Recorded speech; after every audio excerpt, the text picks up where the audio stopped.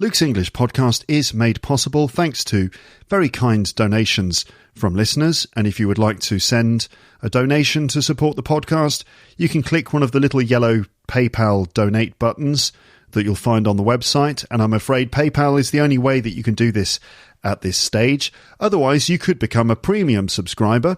And for a very reasonable price per month, you can unlock all of the premium episodes. And there are over 100 episodes now in which I focus very specifically on helping you to develop your vocabulary, your grammar, and your pronunciation. And if you'd like to do that, if you'd like to become a premium subscriber, just go to teacherluke.co.uk/premium info, and that's another way to support the podcast. You're listening to Luke's English podcast. For more information, visit teacherluke.co.uk.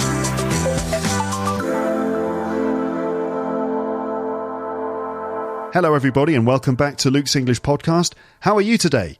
I hope you're doing well as you listen to this, wherever you are in the world at this particular moment in time.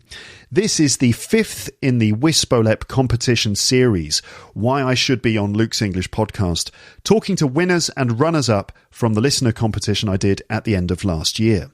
So far, I've spoken to Wala from Syria, Tasha from China, William from France, and Robin from Germany. And now it's the turn of Michael from Poland, also known as Michael the Shaman. And this is the nickname that he often uses for reasons which will become clear later in this episode. Michael actually came sixth in the competition, and Baha from Iran was fifth. But at the time of recording this, I haven't spoken to Baha yet. Her interview is coming soon, though. So let me tell you a little bit about Michael the Shaman from Poland. Michael, who for the record is not an English teacher, has a lot to offer, both in terms of language learning tips that have worked for him and some very interesting stories and insights into some pretty deep and fascinating things. And I think this should be a great episode, so listen closely. Here's a quick overview of the things that we cover. First, we talk about language learning and those specific tips from Michael. These are resources and approaches that he's used to work on his English, especially his vocabulary and pronunciation, with some success, I would say. I won't go into them now, but pay attention so that you can hear him describe these things, how he uses them, and how they've helped him make some significant improvements to his English. I'll summarise them again at the end and give a few extra comments. Secondly, Michael tells us some of his hitchhiking stories.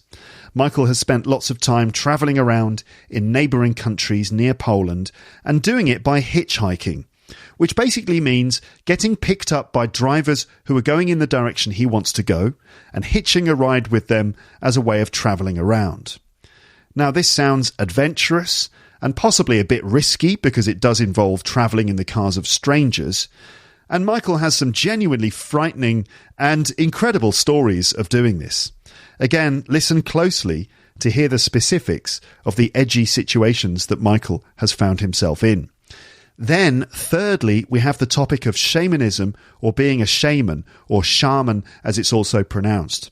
Michael is probably better placed to describe this than me, but being a shaman basically refers to the use of certain rituals and practices to enter different states of consciousness, which can lead to new discoveries, new perspectives, new ways of thinking, and different ways of seeing the world, or the universe in fact, and our place within it. This is something that Michael has explored, and for him, it's been very beneficial to his life in various ways. So let's listen to what Michael has to say about shamanism and the use of psychedelics. And at this point, I feel I need to say something about the use of psychedelic substances, which is part of what Michael describes as being a shaman. And we're talking about using substances that occur in nature, like certain magic mushrooms and ayahuasca, as well as the synthetic chemical LSD, or acid, as it's also known. So I would like to just say one or two things about this topic as a sort of disclaimer or preface to our conversation, because I'm aware that I've got, various different types of people listening to this, people coming from different sort of cultural contexts, people of different ages and stuff. So I just feel like I need to say one or two things about this topic before we continue. First of all, the substances I just mentioned there, like, magic mushrooms, ayahuasca, LSD, these are controlled substances in most countries. Even if some of them are naturally occurring things, they are, generally speaking, controlled substances in most countries to some extent, which means that they are illegal to some extent. So we are certainly not suggesting, first of all, we are not suggesting that people go out and start using them and get involved in any kind of illegal behaviour. Okay, so that's one thing I'd like to point out. And by the way, I'm referring to these things here as controlled substances, but in many cases they're also called drugs, and they're not just prohibited by law, but also in the general culture. For a lot of people, drugs are a serious taboo, and people often have quite strong and negative feelings towards this subject. And I'm aware of this, and I hope that you are comfortable listening to us talking about it on this podcast. I think it's all right, but I'm aware that for some people, drugs are just not okay. And, that's fine. But I do feel it's necessary to say that in talking about psychedelic drugs here, we are not condoning their use in any kind of flippant way. And condoning means promoting or supporting something, and flippant just means kind of in a kind of not a very serious way. If you do something flippantly, or if you do something in a flippant way, it means you do it without really thinking about it properly and not taking it seriously. So we are not condoning the use of these substances in any kind of flippant way. We take this seriously, and as you will hear, Michael is very articulate and quite serious about the subject. He's very well read and knowledgeable, and we're just talking about his personal experiences and knowledge, which I do think are interesting, as well as being a new subject on this podcast. I've never actually talked about this kind of thing in depth before on the podcast. Also, I think it's worth making a distinction between different types of drug or substance. There are many kinds of drug, and they are extremely different to each other in many cases. People often say drugs without making any distinction between them. They just kind of lump them all together as if they are all the same, basically. But I think it is worth making a distinction. Despite the fact that controlled substances are often grouped together as drugs, they're not really the same, as they have very different effects and different levels of risk. And we are certainly not talking about things like cocaine, crack cocaine, or heroin, which are obviously very dangerous substances and very serious substances. We are not talking about those things here. So I thought it would be worth making that distinction, and I'm trying to be responsible about this topic, but I'm also attempting to manage your expectations here, because I don't want you to get the wrong impression, or to be shocked, or to have a knee-jerk reaction while listening to us mention psychoactive substances in the latter part of this conversation. For many of you, these words are not really necessary, and you're fine with it, but there it is. I felt I should make these points. We're not promoting any kind of illegal behaviour. We're not talking about those damaging and addictive things that will ultimately destroy a person's life. Instead, we are taking what I hope is a more reasonable and rational approach here, and discussing the more intellectual and spiritual aspects of shamanism and how psychoactive substances are part of that. And you'll hear Michael echoing, those statements, or, saying those things himself as well during the conversation. Right, now, before we get to the talk of psychedelics in the second half of our conversation, you can first hear Michael's specific language learning tips, which I think are really useful, and then his crazy hitchhiking stories, which are pretty mind-blowing and entertaining. Right then, so no need for me to add anything else here. I really hope that you enjoyed this conversation. I will be recapping and summarising some details later, but let's now meet Michael the Shaman from Poland, another runner-up in the WISBLOEP competition. Okay, so are you ready? Listening carefully? Okay, here we go.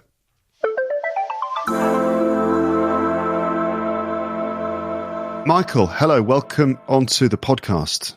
Hello, how's it going, Luke? I'm very well, thank you. How are you doing today? I'm pretty knackered, had a rough night, honestly, but I feel quite excited, to be here. So thank you for having me. You're welcome, of course. Rough night? rough night. Well, it means it sounds weird, but I mean like I slept rough. I mean not rough as in outside. As yeah, but basically I slept like 6 hours tops. Yeah, had trouble sleeping. Yeah, a bit excitement and stress. I think it's normal before the podcast. First time. Yeah, but you're excited and stressed to be on the podcast. Yeah, like there's a small difference between like excitement and stress, but yeah, I'm both, I guess. But I have a smile on my face, so I think it's going to be a great episode. So I'm looking forward to it. Me too. I'm really looking forward to talking to you. So, Michael, just tell us where you are. Where are you speaking to us from? I'm speaking from my room, which is by the way lovely. In Tychy, in Poland. That's like a medium-sized city. Right near Katowice.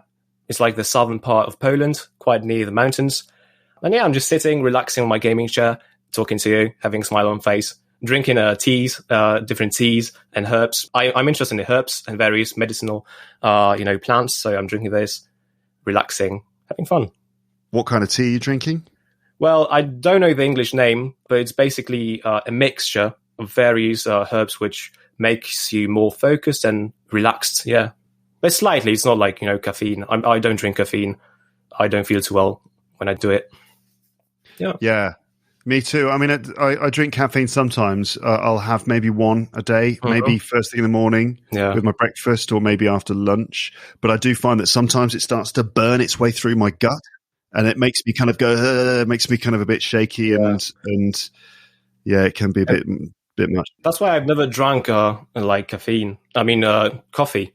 I prefer Yerba Mate. This is, a plant from South America, drunk in like Uruguay, Paraguay, Argentina, and in the southern parts of Brazil. And it's a great, great plant. If you have trouble drinking coffee, try Yerba Mate because it has less caffeine and you can like refill it lots of times. So you've got the same amount of caffeine as in a normal coffee, but you can refill it and gradually build up the amount of caffeine in your body. It's called Yerba Mate. Yes.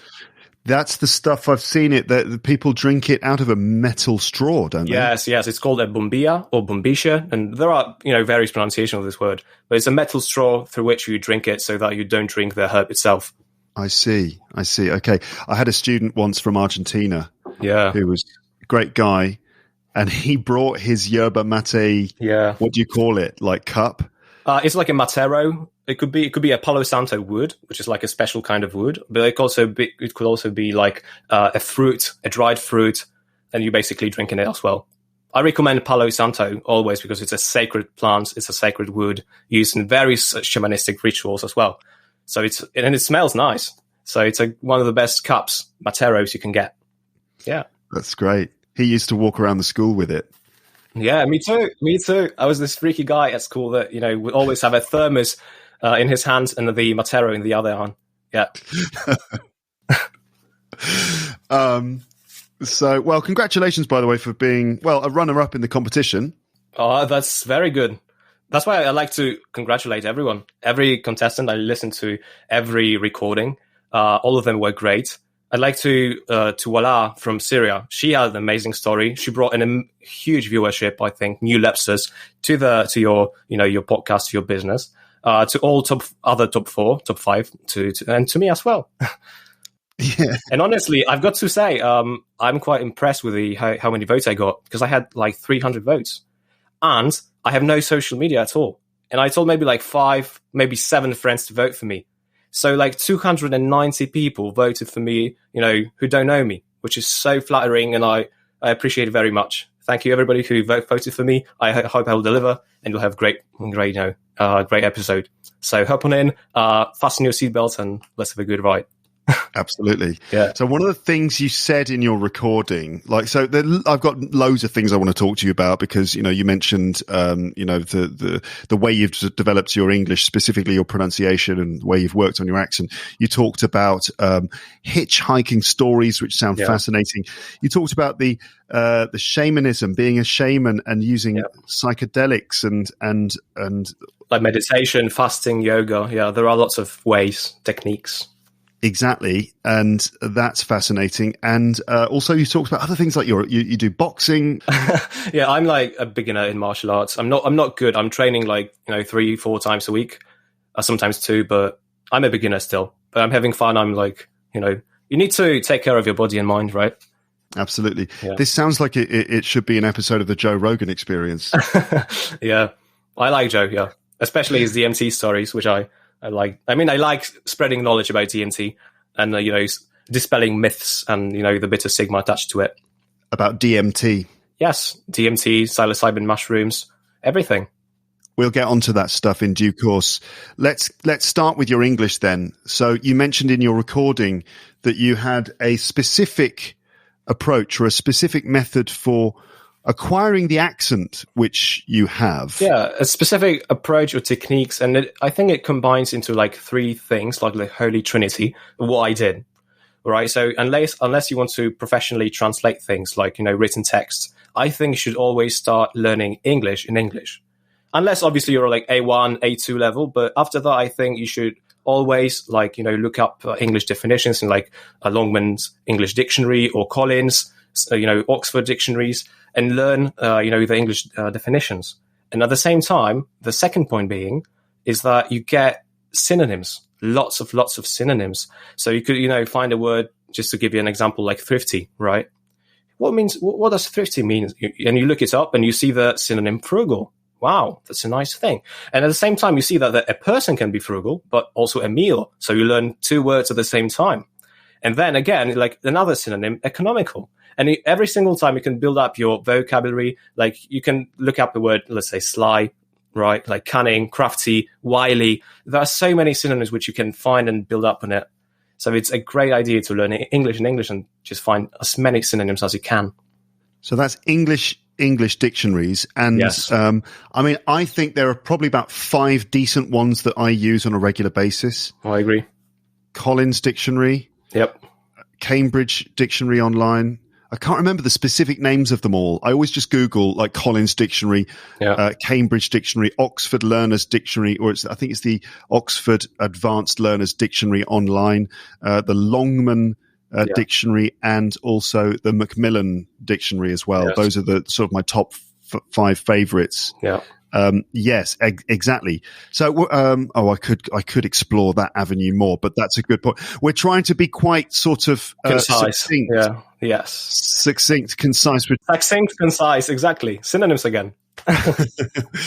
Yeah, we're trying to be succinct and concise here. I have a tendency to get very sidetracked and get caught up in all the details, but that's a very good tip. Dictionaries, English to English dictionaries for the reasons that you gave. Yeah. Great. What else do you have for us? And this is my favorite. This is not a technique per se, but this is a website, which is not a competition to you, by the way. It's just a free resource of recordings. It's called dialectsarchive.com. And it's a special website it's for everybody, but I know that voice actors and voice coaches use it a lot. So basically, you've got like 2 texts, and one text in particular, Comment Get Secure, that's its name, the title. It's full of very difficult words to pronounce. And based on this text, you can analyze one's accent very thoroughly.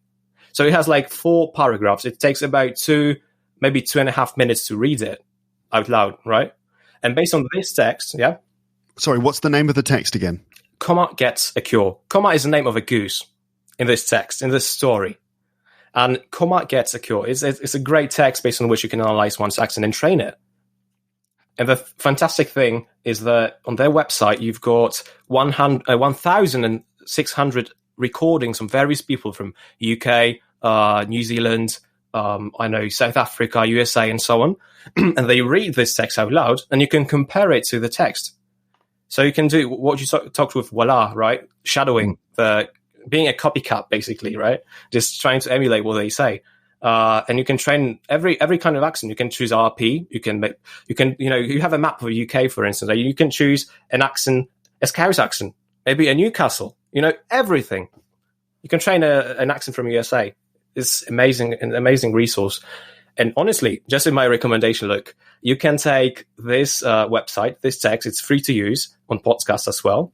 And you can make, I think, lots of episodes, especially on LEP Premium. And I encourage everybody to get it because it's worth it. So yeah, great stuff. Tell me again. I'm trying to Google it, but I don't know how to spell Comma, Comer, Yes, C-O-M-E-R, C-O-M-M-A. I might send it to you right now on a text chat if you want. You're sending it to me in the chat. Yeah. Here you go. All right, cool. It's the most amazing text I've seen. Oh, I see. Comma, like a comma in a sentence. Yes. Like a punctuation point. Okay, so this is this is wonderful. This is brilliant. I wasn't aware of this website. I mean, there are other websites like the British Library Archive. Do you know about that one? Yeah, I've seen it. Yeah, which is like it's just full of recordings of people. There's a map of the UK, little recordings of people speaking in different dialects and things. But this is great. I love this idea of just this one text. I've trained my accent just solely on this text. Seriously? Yeah, my mate Peter Clayton. He's like an English coach. He basically taught me how to learn, right? So he gave me like methods of learning. He didn't teach me per se, but he basically coached me. And based on this text, in like a few months, I think I got a pretty decent accent. I'm not saying it's perfect. It's not, but it's like quite good just on this text. I need to ask you certain questions. You said in your recording that you'd never been to the UK. No. Right. I was supposed to go there this year, but the lockdowns and everything, so sad life. Yeah. Never been to the UK, so you've never had that experience of like maybe when you were younger kind of going, maybe as a student? No, never. No. How much time have you spent with, let's say, native speakers of English? Oh, I mean, I've attended, a few courses, thanks to my parents who paid for it when I was, younger. And every now and then, every like 2-3 months, we would have like one class, 1 hour and a half with a native speaker. But I wouldn't say it's, lots of time, just a little bit. It's funny, but like your podcast, shows like Peep Show, my favorite show of all time, and like British, it's my humor. Once you go British humor, you can't go back. And like panel shows, like Would I Lie to You, for instance. I love David Mitchell, Lee Mack. It's like my type of humor, and obviously stand-up comedy as well. Paul Taylor. Paul Taylor, yeah. Lee Mack, David Mitchell, Would I Lie to You? Oh my God, I love all those things so much. Yeah. If I could, and maybe I will, I would just do only just talking about them and maybe analyzing clips of that. There's just so much I can do on this podcast. That's fascinating. So, sorry, going back to this text again. Mm-hmm. Tell me what you did with the text then.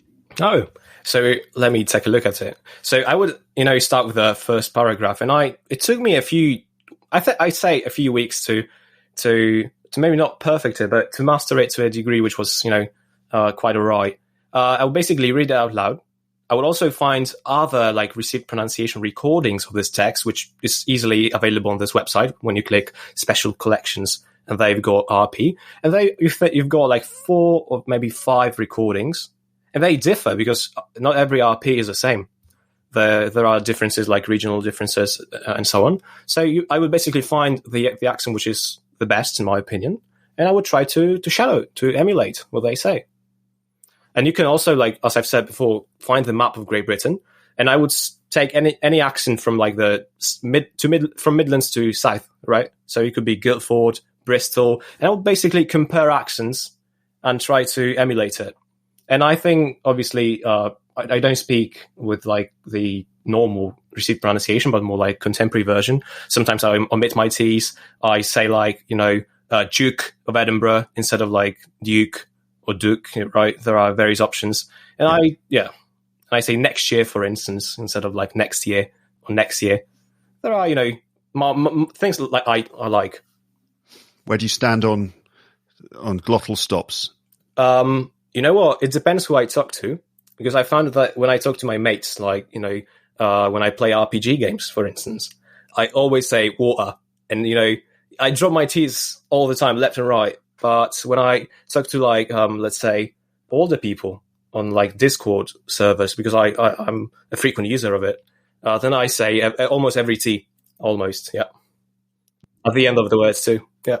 That's really good. I think it's okay to do that. Some people would think, no, you have to have one accent which is consistent. It's always the same, and this is who you are. But we can adapt the way we speak slightly depending on the situation, in the same way that we would adapt our writing style. Yeah, and it's subliminal. I don't think about this. When I talk, I don't know if I drop my T's talking to you. I think I sometimes I do, sometimes I don't. yeah, I don't think about it. A little bit here and there, but but because that I don't mind that much. But yeah, you're right to when you're speaking to older people. For example, if my dad, if you spoke to my dad, you would not drop your T's. You would pronounce your T's, and he would appreciate it as well. Because I think my dad doesn't like it. He doesn't like it when people say water or British or things like that. Yeah. Okay. I agree. Okay. So we had use English dictionaries and the ones we mentioned. This text, which can be found, let me just repeat myself, which can be found on dialectsarchive.com. The text is called Comma Get Secure. And the idea is that you can read through the text, and they've provided recordings of it. Yes. Spoken in different accents. Yes. And you've got like English accents from America, but also like Indian accents. So there are like 1,600 recordings. Almost two, yes. Of the same text? Of like two texts, because there is also a text about a rainbow, which used to be the main text, right? But they decided to switch from the previous text to Comma Get Secure because it's objectively better to analyze one's accent. Yeah. This is an amazing resource. I can't believe I hadn't discovered this before. Thank you so much for sharing it with us. It's a game changer, in my opinion. Like, once you spend a few weeks or months on this text purely, your level will skyrocket. Wow, great. Is there anything else? Is there a third thing? Well, I've mentioned like learning English in English, synonyms, and dialects archive. I don't want to like go too deep in English and giving general tips, because it's easy to find on YouTube, on your podcast, and I'm pretty sure you also talked like with other contestants about English. So, yeah. Okay, great. That'll do. Yeah, no need to overwhelm people. So let's see. Another thing you talked about then. Let's move on to one of the other things you talked about in your recording, and that was being a hitchhiker. Yeah. Just remind us again, just for those people who don't know the word, what is a hitchhiker? What is hitchhiking? Right. So hitchhiking is a form of traveling, a very spontaneous form of traveling, where you go basically near roads or maybe on a petrol station and ask people if they could take you for a ride. Or also you could stick your thumb out, or perhaps have a sign with your destination or a general direction where you're going, and maybe someone will pick you up. Yeah, simple. Mm-hmm. So very spontaneous. You get various rides, always different people, and also it's free. So if you're a student or anything like that, it's like the perfect form of traveling. One of the things I'm thinking here is that, do people do this still? Because I know that it was like a thing that people definitely did a lot in the 70s, maybe the 80s and stuff. We do associate it with that kind of maybe even hippie culture. Yes. And that it's not done that much anymore. I think maybe because it's a little dangerous. Is it not dangerous? Well, it's funny because the story I'll try to explain to you. I've had a dangerous story first time hitchhiking, but I'll come back to it later. In a moment. But I think it's not dangerous at all. It's more dangerous for drivers, I think, to pick up hitchhikers. They hesitate more than we do, like hitchhikers, It's dangerous to take someone if you don't know him. So you need to have mutual trust between the passenger and the driver. Yeah. Still feels risky to me. What if you just get one nutter in a car who's like, "Oh, I'm going to pick this guy up and I won't let him out of the car," right. Or I'm going to pick him up and he's suddenly going to take me somewhere else that I don't want to go to. You know what? I think I believe that it's less dangerous than, let's say, walking out in a big city at night, right? Or driving a car. Driving a car is very dangerous. The accidents are very frequent and people do not realize it, in my opinion. So, I'm not saying hitchhiking is for everybody, because it isn't. But for those who appreciate spontaneity and basically, free rides, talking to different people, getting to know them, broadening your horizons, really, in terms of like social interactions, I think it's one of the best things. Obviously, if you're a girl, for instance, you're a lady, you probably do not want to travel alone. Have a friend, have a boyfriend, like anything. Obviously, there are lots of women that travel alone, and they do great in Asia, Africa. Everything's fine, but it's still a bigger risk if you're a lad, right? And you travel alone. It's a bigger risk if you're a girl. Yeah. Yes, I think so. Yeah. Yeah. Okay. Where have you done your hitchhiking? Well, yeah. So I haven't, I've started like maybe 4 years ago because I'm like 21, almost 22. So I haven't been to Africa. I was supposed to be in Africa this year, but wanted to go to UK and Africa and Morocco, but it didn't work out. I was in Netherlands as my first hitchhiking trip with a mate. Also was in like Lithuania, Latvia, Estonia, and one big trip. It was amazing. My favorite trip so far. And I also was in like Croatia, and countries, in the vicinity of Croatia. Those are my main, trips. I also hitchhiked in Poland quite a lot, but I definitely prefer going abroad. All right, so tell me some of the stories then. What are some of the things that have happened to you? Yeah, when I went to Netherlands for the very first time in Germany. Oh, you know what? No, I tell you that I met a guy who did professional. He was a rapper, right? He did music. But also, he was like a fortune teller. He basically could tell what will happen in the future, be it true or false, but basically would do that professionally as well. And I traveled with my friend, Kuba, and he basically foretold him that he would, during this trip or shortly after, he would find the love of his life, right? And we were like, yeah, whatever, right? Like, that's cool. But during the trip, because we stayed in Netherlands on like a campsite in a tent, because it's obviously cheaper and you can socialize with other people. His biggest crush ever, out of nowhere, after like a year or two of no contact, she decided they need to talk. And they did. So what? This is a girl that he knew previously. Yes. They had something like history, but nothing serious. And suddenly she messages him after a year or two that they should meet up and talk and stuff like that. And so it was a coincidence, right? But yeah, pretty it was freaky. Funny. Yeah, pretty freaky stuff. Okay, right. So you met a fortune teller. Yeah. What happened later is a bit scary. It was, the very first trip. And the same thing with this fortune teller, his car broke down, quite literally. We had to push it for 5 kilometers. Whose car broke down? Sorry. This fortune teller. Okay. Yeah, so we helped him push the car 5 kilometers to the nearest petrol station. It took us forever. And basically he couldn't do anything. So we said goodbye, right? Obviously, we helped him as much as we could, but there was no way that we could travel with him anymore. And by the way, he picked up us in Poland and was supposed to go to Netherlands. So we couldn't believe our luck, right? But then, before the German border, his car broke down. So it was like, what? Really? We were supposed to go, to Netherlands in second or third ride, but, his engine, acted up or something. Yeah. So the god of hitchhiking said no. Nope, not this time. Yeah. And then was a time where we stay 3 or 4 hours on a petrol station. Was a huge. Nobody wanted to pick us up for some reason, because it's like in hitchhiking. Sometimes you will catch a ride in 1 minute, 2 minutes, 5, and sometimes you might stand 10 hours and nothing will happen. So it's always luck or not. And we met 2 people who changed my life forever, because I'm a highly intuitive person. And when I got into the car of these 2 people, I will not describe them or anything. I don't want to them to hear it.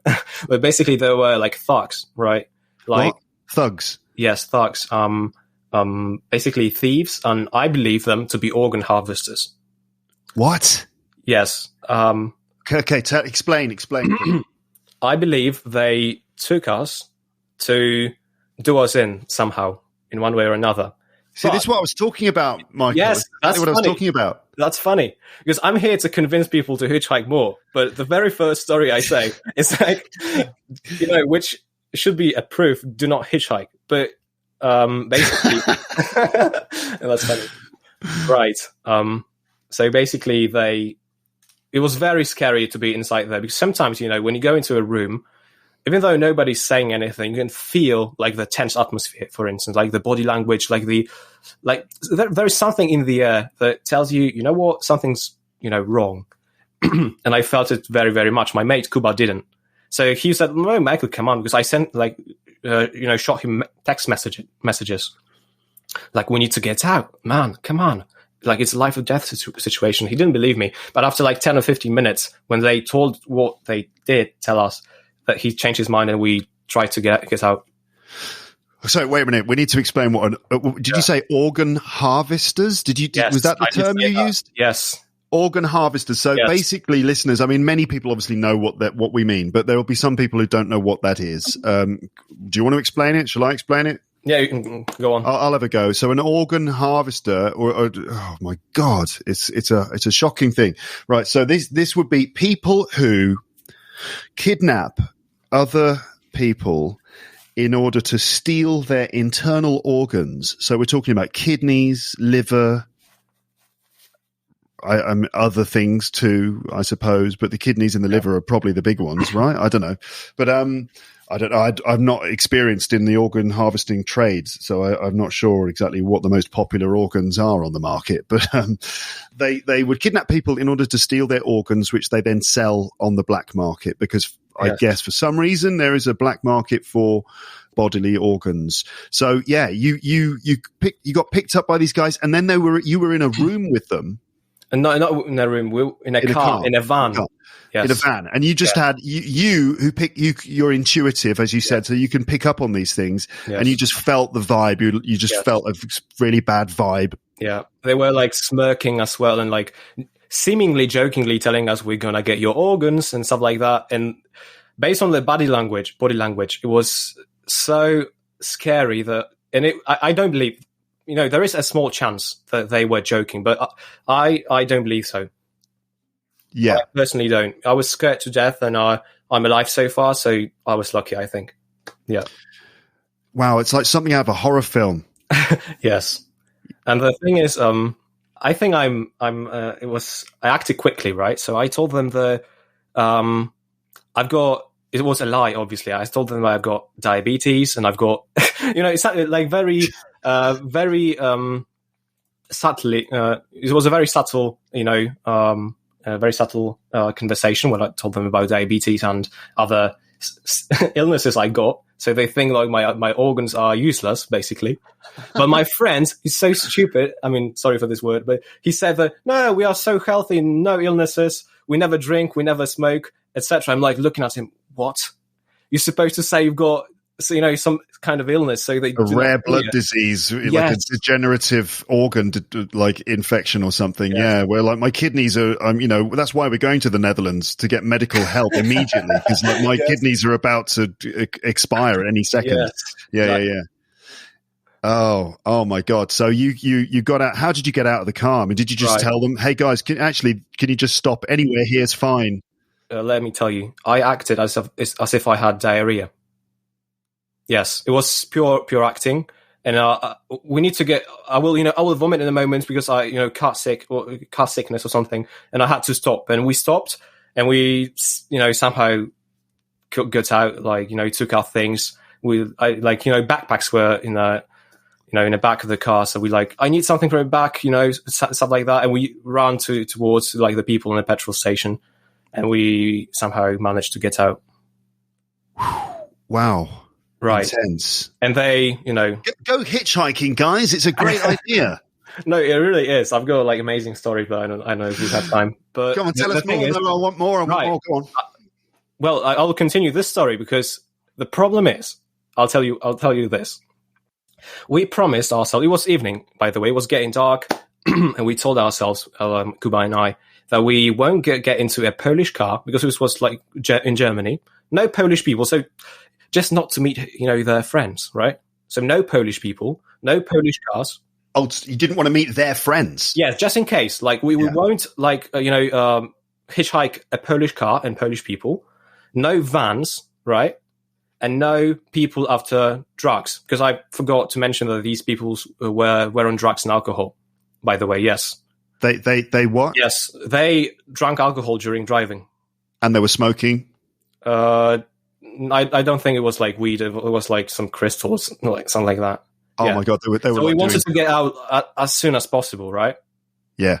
So three rules: no Polish people, no vans, and no drugs. All three rules were broken.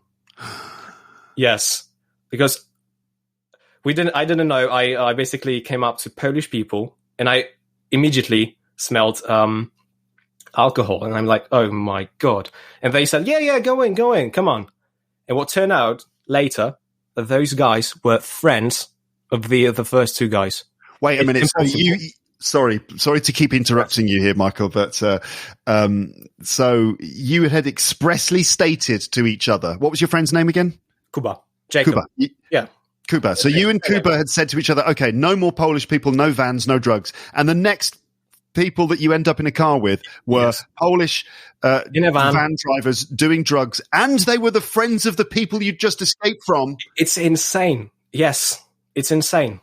But we wanted to. It was dark, and it was like cars were like coming very rarely. Right, it was quite late, and we wanted to leave this petrol station because these thieves, thugs, knew where we were. So we wanted to leave as soon as possible. And one of the cars we approached was them. Yeah. Wait, did you get in their car? Yes. You did? Why? Yes. Why? I thought you had... We didn't know they were their mates. Like, we smelled alcohol inside the car. We were, like, driving, and I saw them drinking and smoking. So it wasn't until after that you knew... No, we wouldn't go into a car if we knew, like, the drivers, like, smoked a joint, right? Yeah, of course, yeah. Yeah, and yeah. Basically, what we had, it was a day, because these two people were the funniest people I've ever seen. And it's hilarious because we were laughing out loud, like laughing our asses off, but simultaneously being afraid of death. It's insane. And I think it's my personal opinion, but they let us go, I think, because they liked us. Because we tried to be like, funny to the second guys, because the first two guys were like typical thieves, like big, bulky guys, right? Who could do anything to us. But the second guys were like, they looked more and appeared to be more intelligent, and they were like, maybe like a boss of the previous ones, something like that. A different dynamic. And I think personally that they let us go because they liked us. Yeah. But it was the craziest night I've ever had. I remember texting my mom that, you know what, I'm doomed. I'm done for. I might not come back. So yeah. And by the way, I had no signal in my phone in Germany. No signal. I couldn't do anything. So I remember my mom getting my text messages next day, and she freaked out.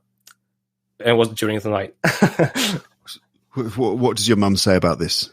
She was scared, but since it happened the next day, and I called her that I'm safe and I'm in Netherlands, because I managed to go to Netherlands with the Dutch guy. So everything was fine, and we had the best holidays ever in Netherlands, in Amsterdam. Yeah, I bet. But she hasn't forbidden you from doing it again? Well, she always says, Michael, you won't go, right? But she's not like strict or anything. So she doesn't enjoy that I go. She doesn't let me per se. But she knows it's like my those are my dreams, are my hobbies, and I do that, and I always come back safely. So, and she loves me, so she knows that that's my kind of thing. Spontaneous freedom. Be careful. I will. Yeah. But it's, it sounds so scary and everything, but trust me, it's like one scary story, but I've got like 50 huge, like fun meeting new people, exploring, sightseeing, like getting to know, people from various backgrounds, races, cultures. It's insane. And I can't wait till like the lockdowns are, finished and I can travel again. Amazing. Wow. How did you find out that they were the friends of the other guys? They told us, but not like in an obvious manner. But the one guy jokingly said, you know what? Haha, like, you wish you didn't meet our two friends before. Something like that, like subliminal message. Like, it was a joke, and I didn't say anything because I acted as if I didn't understand the joke, just to make it less obvious. But I instantaneously realized that they're mates. Because I also saw the first guy in a car, from the first duo. I saw him, like, when we got out, he was, like, anxiously calling someone. And he was looking at us. Like, it was like in a movie, like in a film, literally. So he looked at us like, like that. And he called someone. And that's why we were scared to death as well. So he was probably saying, hey, I've got a couple of really good ones here. Yeah, like healthy-looking guys, And then their mates are going, that's funny because we just had a couple of healthy-looking guys as well. Actually, no. And the other one's like, no, they weren't healthy, remember? Oh, yeah, no, it can't be the same guys. Yes. Oh my God. Okay. Have you got any more? I mean, tell us some of the other things. I mean, you mentioned in your recording that you ended up with drug dealers and stuff, or was that the people you were talking about maybe? Yeah, those were like drug smugglers. Yeah. Drug dealers is like a small funny story. The very first people we met in Vienna, in Austria, right, were weed dealers, because we came up to them and asked for directions, and they were like, "You want weed? You want weed?" Well, no, we want directions. Yes. So yeah, those were like typical guys in hoodies, and it was very funny. I love people from Austria, from everywhere, but it's just like a funny anecdote that the first people we met were actually weed sellers, right? Right. Also, like one small story, we had a crazy driver. He was a great guy, like a history teacher, I think. But he was a weird guy, a bit absent-minded. But basically, we in Lithuania, in the capital city, we basically he drifted in the city. He was like going, I don't know, 100 kilometers per hour in a city center, and like doing like very quick, left, right, and it was insane. Wait, he was drifting his car around corners in the city center. Yes. And he was like, guys, I'll give you the best tour of the city at night. Oh, Jesus. Yes. But he was a great guy. He basically read lots of books and listened to lots of audiobooks. He was very knowledgeable, great guy. And he gave us an amazing trip. I mean, a tour of the city. So we were very grateful. But it was, quite exciting, like on a roller coaster. Yeah. Wow. Yeah, and on the same night, we were supposed, because we always have a tent, right? Because without a tent, I don't think you should hitchhike, because you never know where you'll end up. But it was, a capital city, so we wanted to stay in a hostel, just for once, like, €7 or something like that, like, take a shower. But basically it was quite late, like 2 a.m. maybe, and everything was closed. And my friend almost cried because it was cold night, right? And I'm like, yeah, whatever. Like we'll like get a tent somewhere in the park and just sleep. And it was no, we need a hostel. But we somehow managed to find a hostel which was open. It was the last hostel which was open till like 3 a.m. It was almost 3 a.m. I remember this. Where is it again? In Lithuania. Okay. Yeah, I think I don't know how to pronounce this name, but I think it's like Vilnius, right? Vilnius. Yeah, the capital city of Lithuania. Yeah. Right. Okay, and did you end up sleeping in the park in your tent? No, we found last minute, just before the 3 a.m. mark, right? We found a hostel, the last hostel, which was open till that time at night, and we managed to go to sleep. And I remember going to the common room, like the bedroom where like, let's say 12 beds were, right? And I remember waking everybody up by accident because like I stumbled upon something. I mean, like I tripped. Yeah. And everybody was like, oh, come on, dude. Well, it must have been great though to actually get a bed. Yeah, it was great. Hostels are great because it's like relatively cheap. You can, take a shower. You can even do a laundry very often. So yeah, and then socialize. Obviously, there are people from like Korea. I met Koreans from Africa. Like great stuff. Wow. Yeah. Koreans from Africa. Koreans and people from Africa. Yeah, I know. I'm just taking it. All right, cool.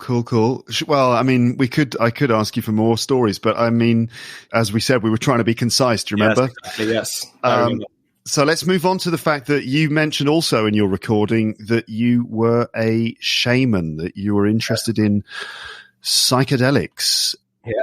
All right. So, well, tell us about this. What is a shaman?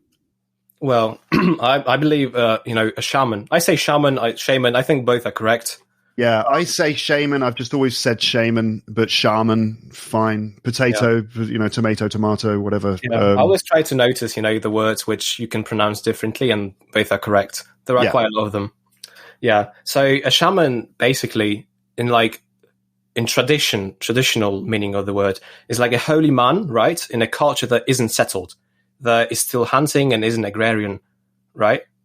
And he goes into a forest and he meditates or takes sacred plants. Those would be very different in various cultures. Like in South America, it will be ayahuasca, the DMT, plus IMAO inhibitors. Those are something that causes that DMT is orally active. Because without it, the DMT can be only smoked. Right? Okay. So in Brazil, they make DMT so that it's orally active, and that you've got this one of the most profound experiences that one can get in the Amazonian jungle. And basically, this man undergoes silence, because like nowadays, when you think about this, we have no silence at all. Like people constantly chatter, talk. Like we've got various stimuli, like from YouTube. When you have a YouTube, we've got so many thumbnails, so many videos, titles trying to get your attention, and it's so much strain to your brain. Like you forget who you really are, in my opinion. So once you meditate, once you go to the forest to discover who your true self is, like you get different ideas, and you can truly remember who you really are, instead of like labeling who you are, instead of other people telling who you are. You can just meditate and so on. But my understanding, because there are various like shamans, right? I'm like a modern young shaman, still learning, exploring, and I'm a guy who enjoys and undergoes altered stages of consciousness, delves into my own subconscious mind through meditation and other methods, and I try to heal myself, and then I try to help others. Because there's a very important saying which I try to go by, that yesterday is a quote. Yesterday I was clever and I wanted to change the world. Today I'm wise and I'm changing myself. The quote ends here, and it's so important because many people want to change the world, or they want to change people. But the most important thing, in my opinion, before you do this, you need to change yourself. Because once you do, and you understand various little things, you understand that the world doesn't need to change, really. You do. And it's so important for me. Yeah. And I try other people to do the same, but it's not like I compel them to. I just try to spread knowledge, education, because education is the most important. Like, I don't believe even hard drugs, right? Which are, in my opinion, very harmful. And I do not condone the use of them. Which ones? Like heroin. Yeah. Cocaine, meth, amphetamine, stuff like that. I think it's terrible to do this, and those are, I call them recreational drugs. I do not condone, by the way, the use of any drug, but I think there's a very important difference between recreational drugs and like therapeutic / spiritual drugs. Because a drug is a very vague term. It's like an umbrella in which like there are people who are hammered and smoking a cigarette, and they say, I've never done drugs. Really, haven't you? Like, I believe alcohol is a hard drug, and cigarettes aren't too healthy either. Tobacco is a different story, because a cigarette isn't just tobacco. There are many compounds very, detrimental to your health inside a cigarette, and also a filter isn't too healthy. So tobacco can be healthy sometimes to clear your lungs. But there's a very important distinction between recreational drugs, which will eventually destroy your life in most cases, and there are things which can have therapeutic effect, like ayahuasca, one of the strongest brew DMT containing brew compounds. You've got magic mushrooms, which are psilocybin or psilocybin mushrooms. Those LSD, and other plants, even Amanita muscaria, which is a fly agaric. The fly agaric also. The famous red spotted mushroom. Yes. From Super Mario Brothers. Yes, the most iconic mushroom in the world. Is my favorite mushroom, by the way, and I've got lots of cool information about it, because people think it's poisonous. Isn't it? It's not. Doesn't it harm you? Can it not kill you? It can't kill you unless you seriously. Yes, I'm gonna, and you can look it up. I can give you proof for it later. Ooh. But basically, I was told, right, at school, on primary school especially, that it was like on the front page of poisonous mushrooms books, right? And I'm like, all right, so this is like the most poisonous mushroom in the world. But in fact, there are other amanitas from the same family which could be very poisonous, but not the Amanita muscaria or muscaria, the fly agaric.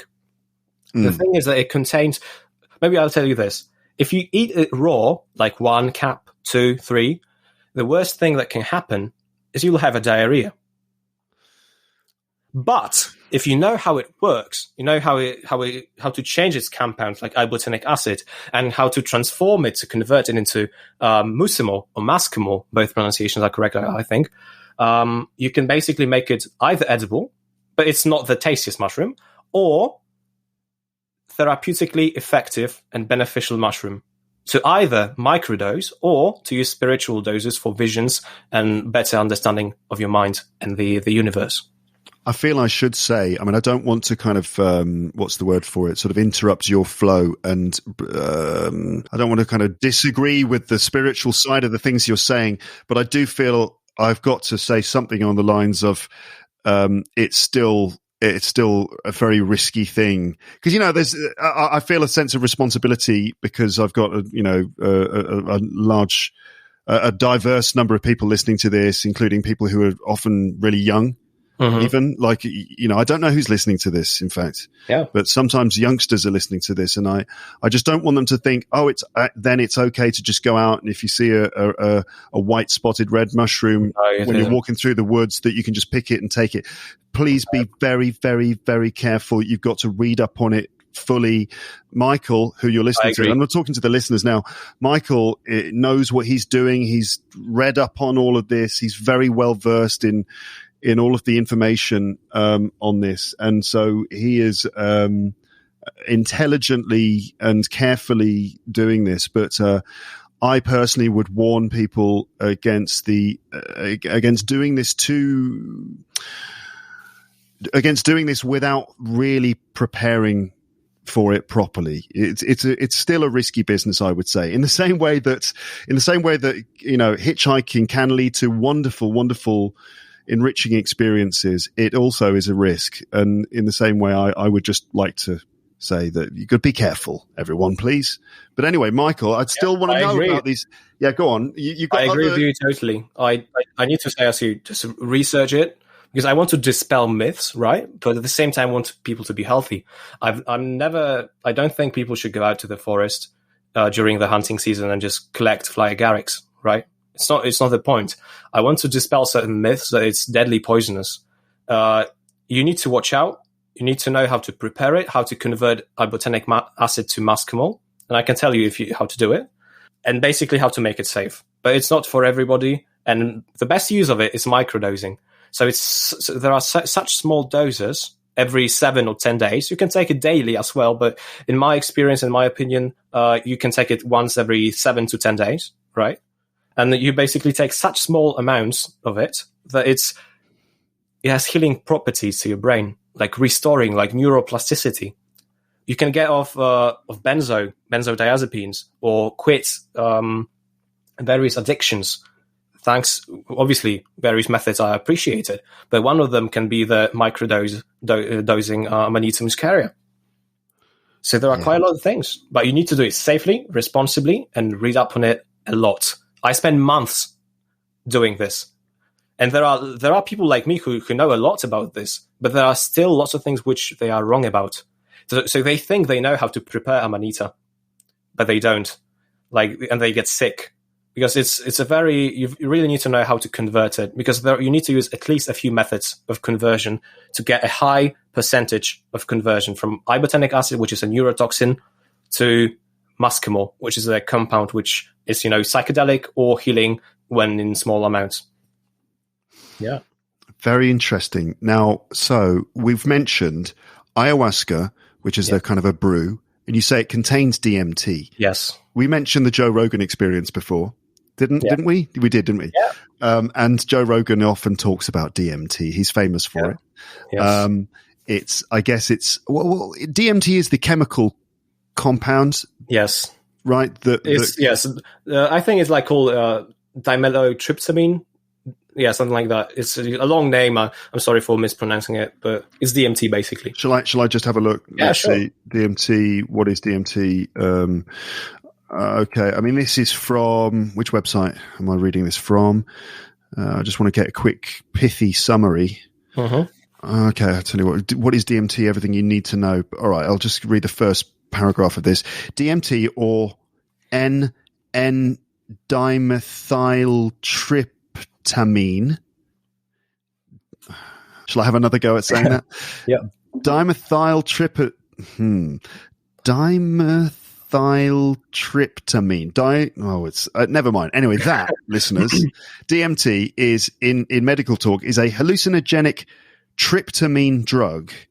Sometimes referred to as Dmt, this drug produces effects similar to those of psychedelics like LSD and magic mushrooms. All right. DMT is a scheduled in the United States, where this website was made. DMT is a Schedule 1 controlled substance in the USA, which means it's illegal to make, buy, possess, or distribute. Some cities have recently decriminalized it, but it's still illegal under state and federal law in the United States. What's the law in the EU on DMT? Do we know? It's also illegal. There are only like a handful of countries where you can safely take it. Mm-hmm. If you're, ready for it and stuff like that, if you have something to heal, like, depression or perhaps heroin addictions, because there are like lots of studies about like people addicted to heroin. And nowadays we think it's uncurable. Like once you're a heroin addict, you will be a heroin addict. But there are instances where such people undergo 10 ayahuasca sessions. Right. And they're completely healed, because during the sessions, you might, figuratively get your ass kicked by Mother Ayahuasca, the spiritual world and so on. Or you can basically get taught how to be a better human being. And, ayahuasca is very, very potent. It's not, for a normal person, it's like very potent. Yeah. So it can change your life completely. Once you undergo this, you're the same guy, technically, but you see the world differently. In the case of like heroin addiction, and I'm not an expert, but I mean, I've read about it a lot, and lots of interviews with people on the subject, and maybe one of the reasons why people are heroin addicts is not just because the drug itself is so addictive physically or whatever, but it's just that people are led to the drug by something within them. Like it could be something in their past or something that's imprinted a behavioral pattern on them, which means that they go back to the drug every time. It's, you know what I mean? Like a schema of behavior, a behavioral pattern. And you're saying that using something like ayahuasca under the right circumstances can help to kind of reprogram that pattern. I think so, yeah. You know what I mean? Yeah. I think there was like a study from Canada, like one of the universities. If I can find it later, and perhaps you can like see it for yourself, because those are not because there are lots of things which are not proved per se, but I think work. But this one, there are lots of studies about this, and I can link it to you later if you want to see this, and perhaps like the listeners who are interested in this topic could also see that this is not some bollocks I'm trying to sell here. Yeah, you're not selling anything. Yeah, totally. Yeah. So, Michael, mushrooms, DMT, and ayahuasca. Have you done these things yourself? I mean, of course you have. But tell us about some of your experiences.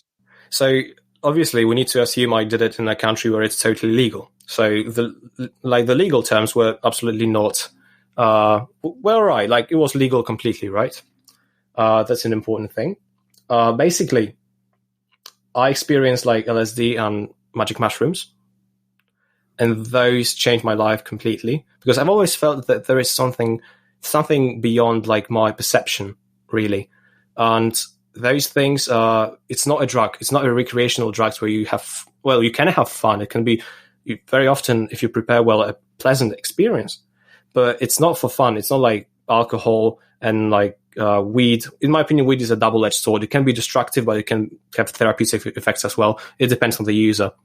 When it comes to magic mushrooms and LSD, it's impossible to take it for fun. It's literally impossible, because one, you will get convinced during the trip, it's called a trip, the experience, that it's not for fun. You need to take lessons and improve your life in one way or another. This could be like quitting smoking. It could be going to the gym, or it could be completely evaluating your own life, your sins, per se, and how you see the universe. Because most of us, in my opinion, are like robots. Like we are programmed in a certain way. We go to our jobs 9 to 5, then we go back home. we are angry, we are stressed all the time, so we eat some junk food, etc. We have, quarrels with our, husbands and wives, and then we go to sleep, drink coffee in the morning, and repeat. And these, substances basically allows you to think differently. It allows you to think outside the box from these laid out by television and other things structures, and you just think differently. And it allowed me to. I'm not saying I'm not nowhere near to be enlightened. I'm not Buddha, and I will never be. I'm just a normal dude. I'm a normal, regular guy, a young guy who explores life, has fun, and so on.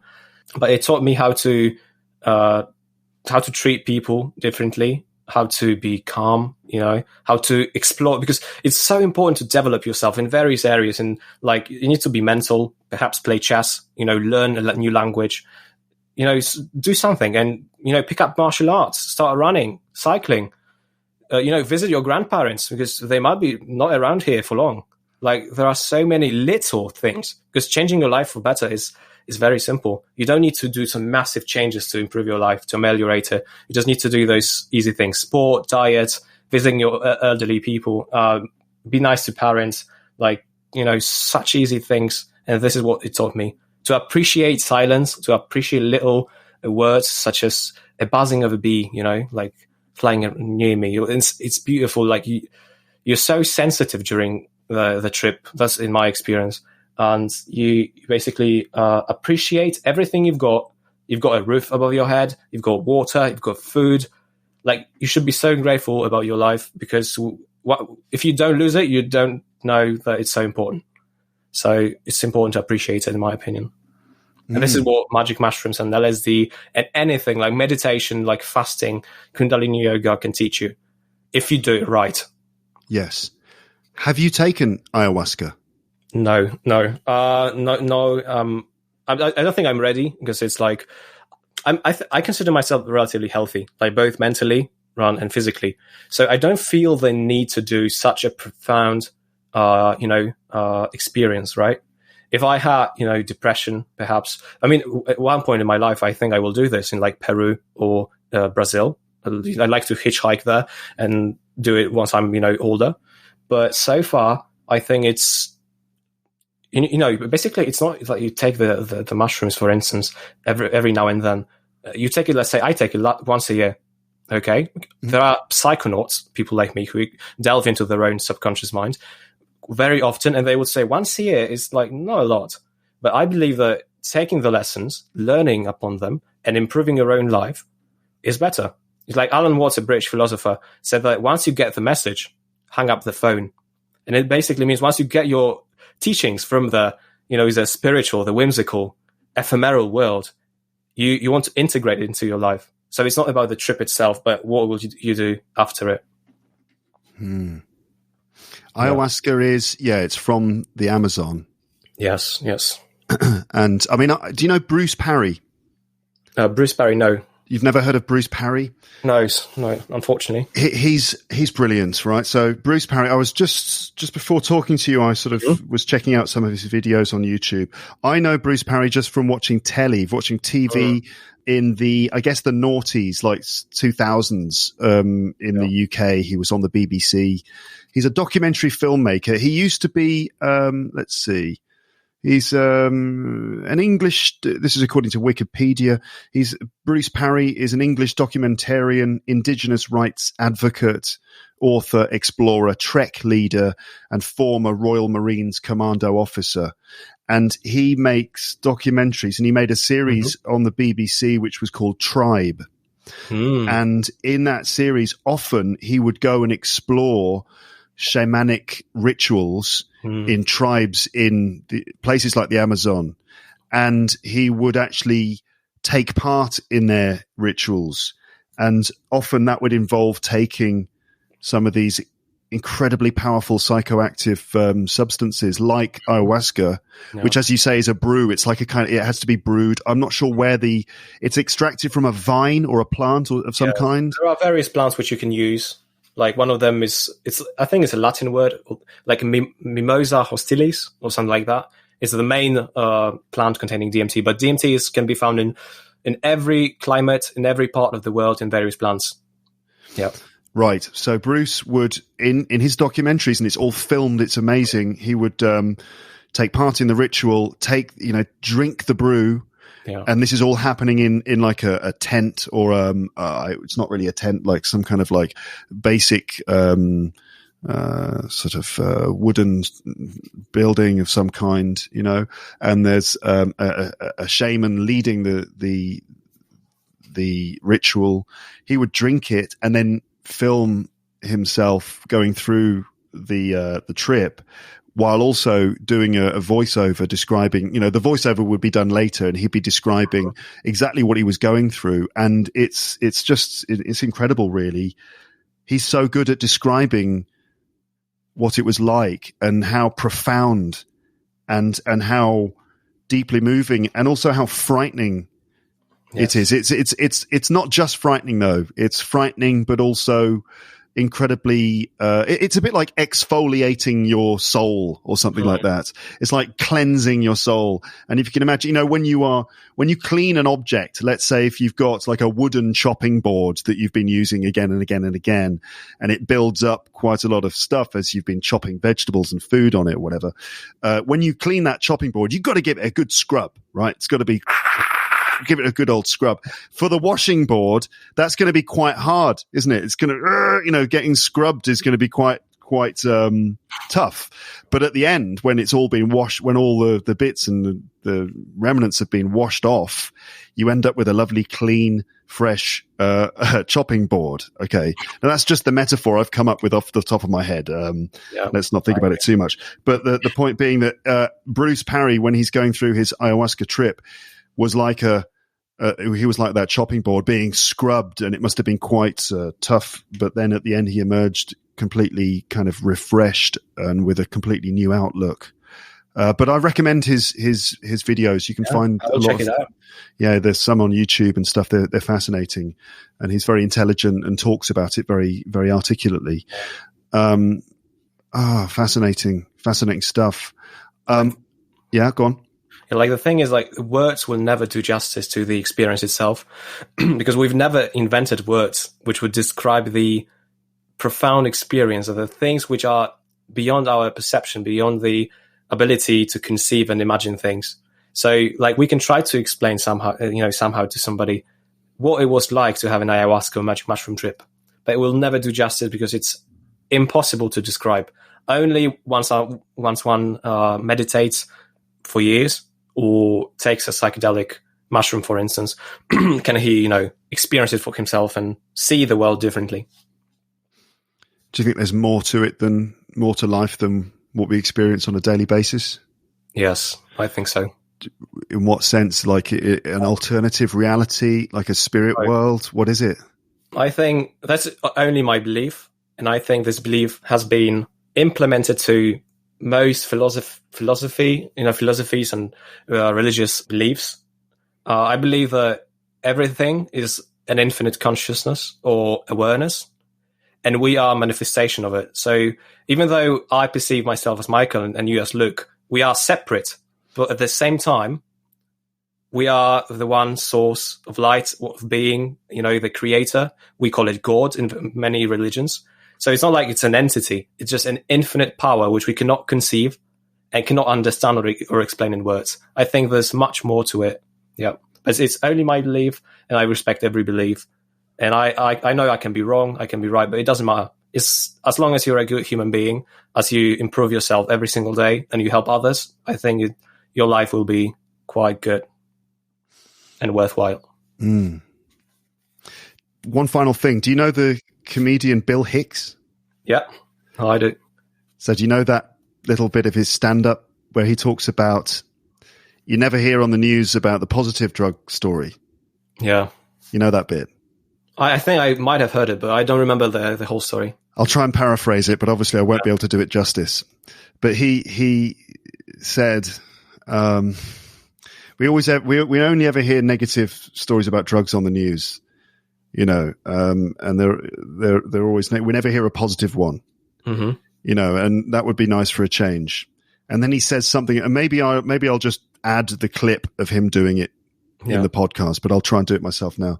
He said something like, to imagine a news broadcast. Today, a young man on acid realized... Yes, I know this. Today, a young man on acid realized that all matter is just energy reduced to a slow vibration. We're all just one being experiencing itself subjectively. There is no such thing as death. Then we are just the imagination of ourselves. Now, here's Tom with sports. Yeah, that's one of my favorite things I've ever read. Yes, it's very well known in our psychonaut, society. Yeah. Michael, it's been really interesting to talk to you. Likewise. And I don't know how to end this other than saying thank you. And I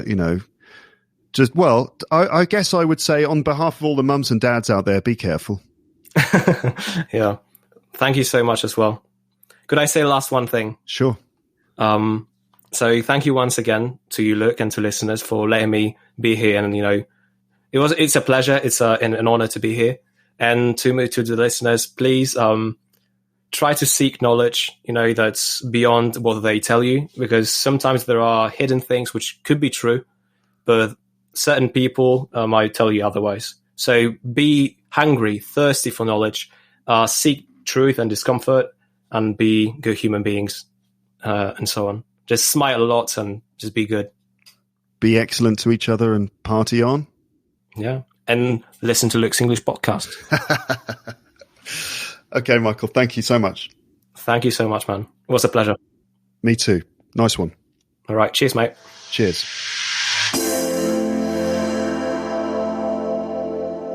So that was Michael from Poland, Michael the Shaman, or Michael the Shaman from Poland. And wow, that was awesome stuff, wasn't it? It got very deep there, didn't it? Very deep and spiritual and sort of cosmic. I hope you liked it. As usual, I'm very interested to read your responses to the things that Michael said. And I'm going to sum up some of the things that Michael said at the start of the conversation about learning English, because after all that mind-expanding talk of psychedelic trips and also the hitchhiking stories, it seems like we talked about his language learning methods ages ago. Feels like years ago almost. And I think he made some really great recommendations that you could find really useful for your English too. So now, considering Michael's English again, I think it's fair to say that it's good, right? His English level is good, don't you think? Especially when you consider that he hasn't spent time as a youngster in England. He was never immersed in the language. He didn't have an English-speaking person in his family or at home. He seems to have largely done it on his own. I think his level of English is very good, considering all of those things. And, I'm thinking about you, thinking about my audience listening to this, people who have, varying levels of English. And as a sort of language learner myself, obviously I'm sort of like, I'm attempting to learn French, although I'm not really putting as much effort into it as I should do. And that's another story for another time. But as a language learner myself, I know that there is a large part of it is the attitude that you have and your sort of, your motivation, your determination, and generally just the way you feel about your own language learning. And I think this is important. Some people are more sensitive than others, but nevertheless, I do want to repeat a couple of points. And these are points that I've made sort of in response to the other WISBLOEP competition conversations as well. So the main thing I want to say here actually is, and this is for those people who listen to other learners of English who've had some success, people who are fluent and all those sorts of things. We have a tendency to listen to other people and often compare ourselves to those other people. And sometimes we're a bit harsh with ourselves and we kind of feel a bit bad when we hear someone else who has a good level of English. I'm not saying that's how you feel, although I'm sure that some people have those feelings. So I want to say this: don't compare yourself to other people too much, if possible. This can lead you to judge yourself a bit harshly, which is totally normal. Whenever we listen to other language learners, the tendency is either to judge their language level or judge our own level in comparison to theirs.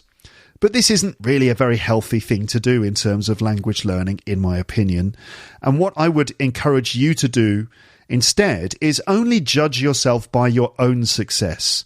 And rather than comparing yourself to others, or even judging other people's level of English as if it's some sort of league table, instead of doing that, try to notice how your English is better than it was before.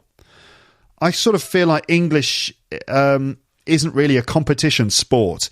It's not like, a game where you're trying to beat, there are no winners and losers. It's more like one of those sports where you're just competing with yourself, really. So just compare yourself to yourself at earlier points in your language learning journey. Notice improvements that you've made and celebrate them. Enjoy the moments of success. Enjoy those moments, even little things, when you manage to express yourself, or when when you realize you've learned a word or you've made any kind of progress. Sort of enjoy those moments, because this is more likely to put you in a better mental space than comparing yourself with others or beating yourself up about your language level. Just think how far you've come as a learner of English and take note of your progress. That's probably healthier than falling into any kind of negative thinking, which can happen if we compare ourselves unfavourably to other language learners. It's all about trying to encourage a sort of a positive cycle rather than a negative spiral, So try not to judge others too harshly, and don't compare yourself to others too much either. And hopefully, listening to other language learners can give you some inspiration and some practical ideas which you can use to work on your English in ways you hadn't considered before. Even little things like changing certain habits can make a big difference to your learning of English. And with that in mind, let me quickly just go over the tips Michael had for learning English, which worked for him. Have you tried these things or used these resources? And there were two things, really. Michael talked about two things. So the first thing is use English dictionaries. That's monolingual dictionaries rather than dictionaries that translate from English into your language and vice versa. Use English dictionaries to expand your vocabulary with correct definitions, examples, phonemic transcriptions, and synonyms. And I've said it before, and I'll say it again. My 5 favourite dictionaries online, and these are all free. Just go to the websites and just use them. It's amazing. My 5 favourites are collinsdictionary.com, the Cambridge Dictionary, which is cambridge.dictionary.org. That's O-R-G. Or you can just Google Cambridge Dictionary online. The Oxford Learners Dictionary, which is oxfordlearnersdictionaries.com. The Macmillan Dictionary, which is macmillandictionary.com, and the Longman Dictionary of Contemporary English, which you can find at ldoceonline.com.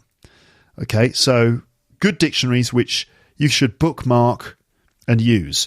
I've been planning to do a full episode on using online dictionaries to improve your English. And in fact, I'll be touching on this a bit in a couple of upcoming episodes. There's an episode or two specifically about using dictionaries, and so that I will be talking about it again on the podcast soon.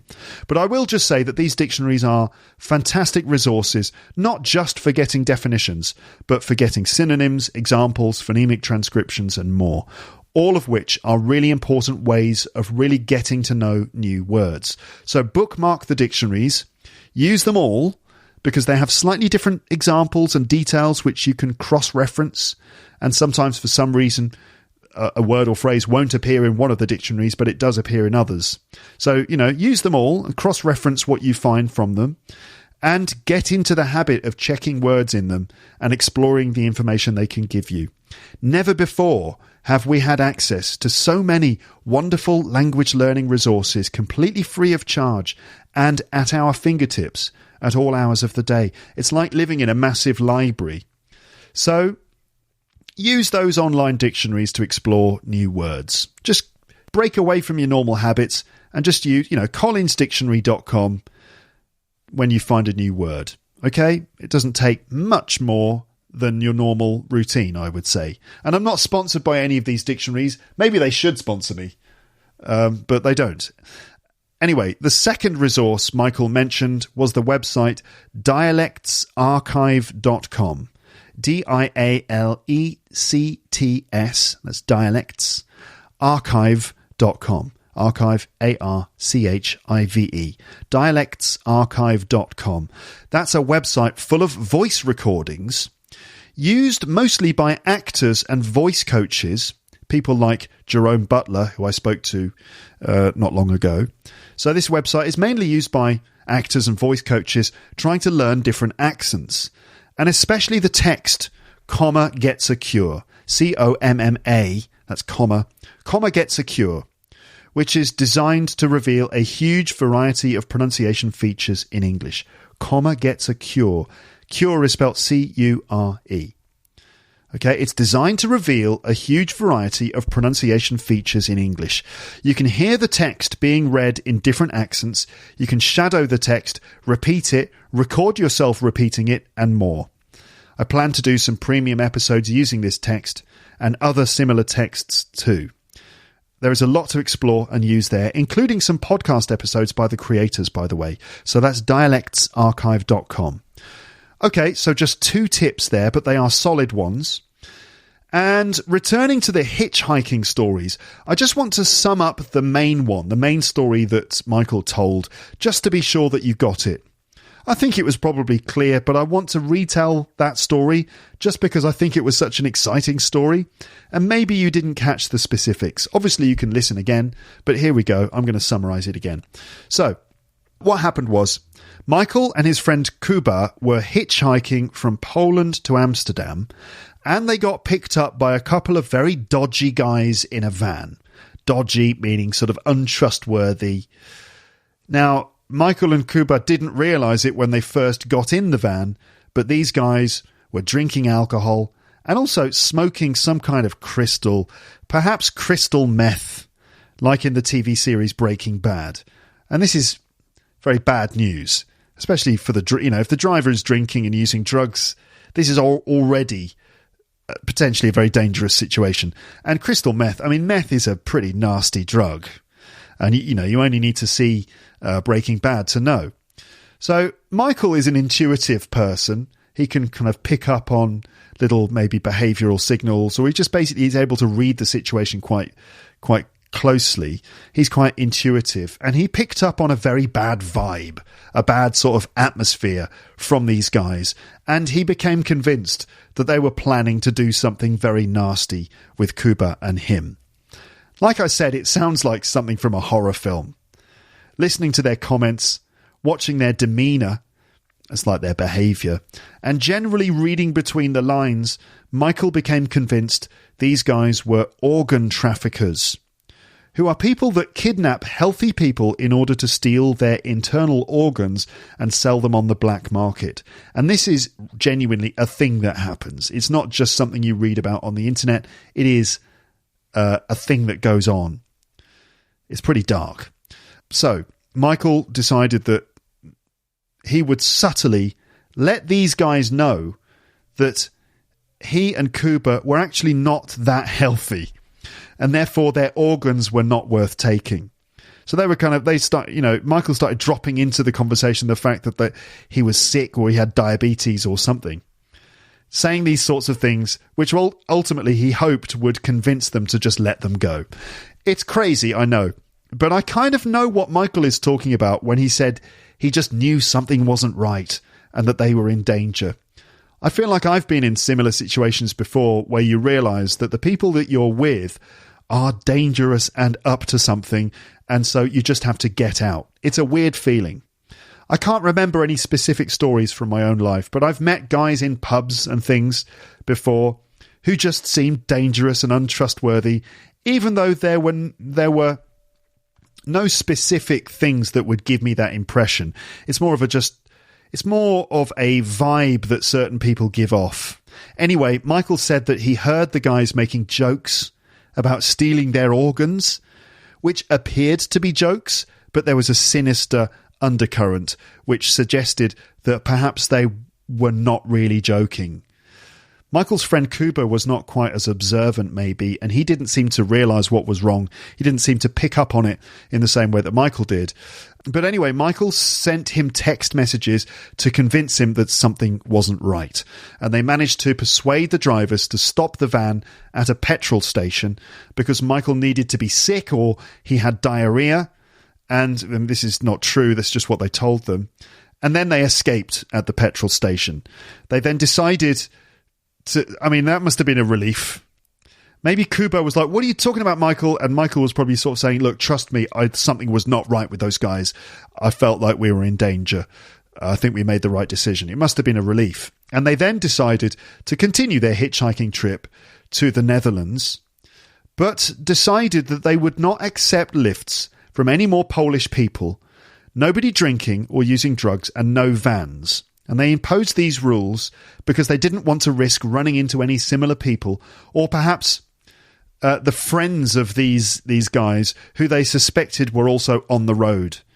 But somehow, the next car that picked them up, by coincidence maybe, contained the friends of the dodgy guys that they had just escaped from. So it was a case of out of the frying pan into the fire. Michael said that these other guys seemed more intelligent and perhaps were the bosses of the other two that they'd previously met. And the only way Michael and Kuba got away without being taken, like in the film Taken, was because the guys ended up liking them. And they kind of played along with their jokes and generally tried not to antagonize them at all. And they sort of ended up sort of charming them somehow. And that's the only way that they managed to get away with it. That's what Michael thinks. So, phew, what a lucky escape. And Michael said that hitchhiking was not that dangerous. Right. Actually, I do believe that on balance, his experiences of hitchhiking have been much more positive than negative. But what a scary story. And I do believe that it's true. I find it very believable. There are dodgy people in the world. And finally then, just before we finish, a few more words on the topic of psychedelics like magic mushrooms. I wonder what your reaction is to that part of the conversation. I mean, personally, I just find it sort of fascinating, really.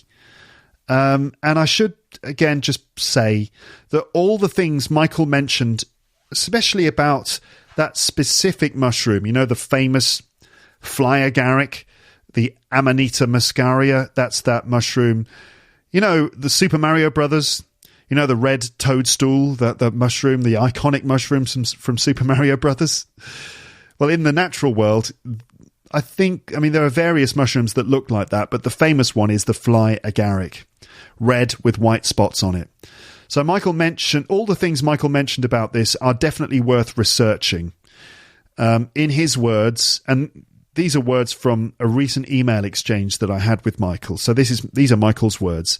He wrote to me, he said, I think I talked about maybe 1% of the things you can do with this mushroom. I'd like to stress once again that I don't recommend everybody uses this mushroom. I'm all about education and knowledge. The mushroom can have medical, therapeutic and spiritual effects, but only if one does it correctly. It's not easy to work with this mushroom. And Michael went on to say, an excellent resource for Amanita muscaria is Amanita Dreamer on YouTube. This is a YouTube channel, Amanita Dreamer, and her website, amanitadreamer.net. Also, a recently published book, Fly Agaric, a compendium of history, pharmacology, mythology, and exploration by Kevin Feeney is also great. And Michael also said, these resources are essential as there are many dangerous myths regarding Amanita muscaria. Remember, it's important to make sure that you are fully knowledgeable about this mushroom. You can't just pick the caps and eat them. And I would say, these are my words now, I would say the same goes for all kinds of psychedelic substance that Michael talked about. Please remember that we are not condoning the use of these things in any kind of casual way or flippant way. You must be very careful, very well read, and personally very prepared before going any further. Okay? All right. Okay, so that should be clear. Right then, so what did you think of this episode? Any thoughts on Michael's language learning resources, his hitchhiking tales, or his comments on the use of psychedelics. Do you have any thoughts on those things? If you have things to say, just express your thoughts in English, ideally in the comments section on my website. But that's all from me. Have a good morning, afternoon, evening or night. Thank you again to Michael for his contribution in this episode. And all the Lepsters out there in Lapland, be excellent to each other. Good luck with your English and do take care. Speak to you again on the podcast soon. But for now, it's just time to say goodbye. Bye, bye, bye, bye, bye, bye, bye. Thanks for listening to Luke's English Podcast. For more information, visit teacherluke.co.uk.